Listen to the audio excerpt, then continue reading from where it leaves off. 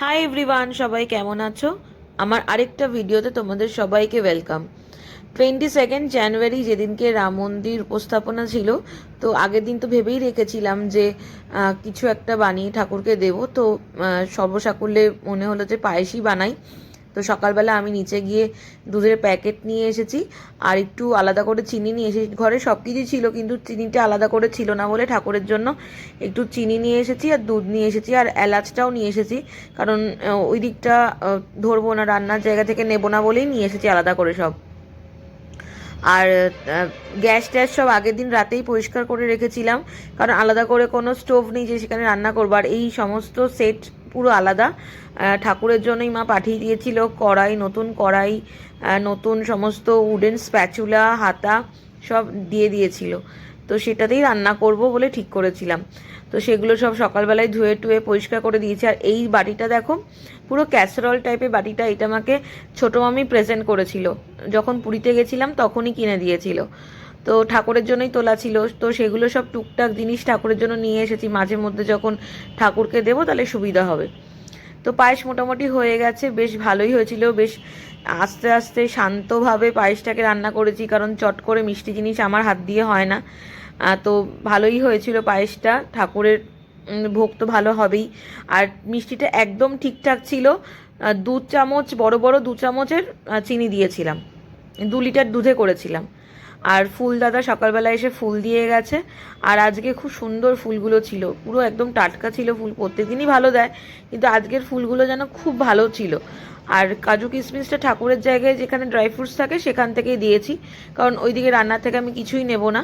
তো আজকে ঠাকুরের জন্য পরমান্ন আর তার সাথে জল যেরকম আর কি দিয়ে থাকি সেরকম দিয়েছি। আর আমার পেছনে হঠাৎ করে দেখি সুদীপ কখন এসে যে ঠাকুর দেওয়ার সময় বসেছে, আমি তো বুঝতেই পারিনি। তো পাটি পেটিপে আসে, যখনই আসে না চুপচুপ করে আসে, পেছনে এসে দেখি বসে রয়েছে। তো বললো যে ও নাকি ধূপ দেখাবে, তো ওকে যেন ধূপটা পাস করে দিই।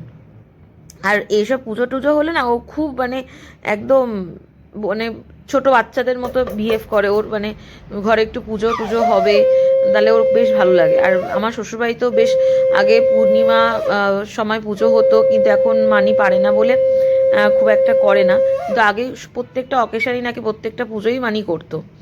তো যাই হোক, সকালবেলা বললো যে আজকে খিচুড়ি খাওয়া হবে। তো এটা সুদীপের ডিপার্টমেন্ট। সুদীপ বলেছে তোমাকে কিচ্ছু করতে হবে না, দুধ জাল দিচ্ছে, আর তার সাথে হচ্ছে গিয়ে খিচুড়ি বসিয়ে দিয়েছে। আর এটা হচ্ছে ফুলকপি, বিনস, আমি আলু দিতে বারণ করেছি, আর কড়াইশুঁটি আর কাঁচা লঙ্কা কেটে ধুয়ে রেখেছে।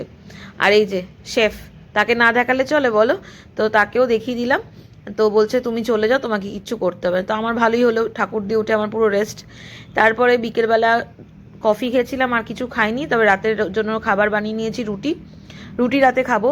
আর ওর নাকি রুটির সাথে আলু পোস্ত হঠাৎ করে খেতে ইচ্ছা করেছে, দুধও গরম করে ফেলেছি। তো একদিন হঠাৎ করে বলছে আমার না বুড়ি ছোটোবেলার মতো আলু পোস্ত দিয়ে রুটি খেতে ইচ্ছা করেছে। তো যখন আগেরবার আলু পোস্ত করেছিলাম তখন বলেনি বলে রুটি দিয়ে আলু পোস্ত দিতে পারিনি। তো বললাম ঠিক আছে, তাহলে আজকেই রুটি দিয়ে আলু পোস্ত করে দিচ্ছি, খেয়ে নাও। আর তার সাথে ডিম সিদ্ধ করে নিয়েছিলাম। আলু পোস্ত দিয়ে রুটি আমিও খেয়েছি ছোটোবেলায়, কচু আলুর তরকারি এইসব দিয়ে না। আমাদের ছোটোবেলায় আমি যখন স্কুলে পড়তাম তখন জয়েন্ট ফ্যামিলি ছিল। তো তো এই আলু পোস্তটা আমাদের বাড়িতে প্রত্যেক দিন হতো। ঠাকুমা প্রত্যেক দিন পোস্ত করতো, কিছু না করতো, পোস্ত করতো খাবারের শুরুতে, আর খাবারের শেষে চাটনি করতো, তেঁতুলের চাটনি।